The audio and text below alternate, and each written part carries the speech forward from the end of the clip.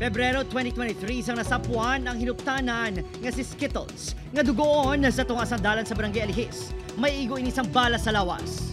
Ginpaidalom pa sa operasyon ang Siberian Husky apang ginbawian sa kabuhi matapos ang pila ka adlaw. Nakaagom sa matal nga pila sa iya internal organs. Ang nagtiro sa ido nga si Dominador Bangero. Madumduman nga nagdepensa nga nagsulod sa ilang negosyo nga kalan-an ang ido. Kag nag-wild, rason niya gintiro niya ini. Ginpasakan ini sang kaso sa Animal Welfare Group kag matapos ang masobra 2 ka tuig.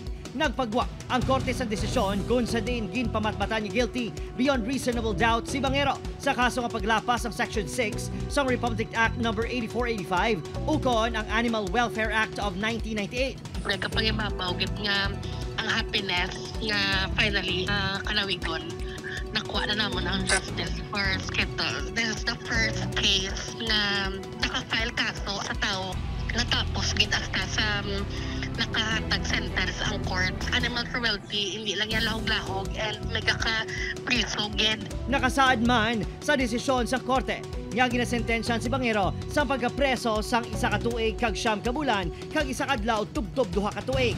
Magluwas diri kinahanglan man sini nga magbayad sang 100,000 pesos nga multa.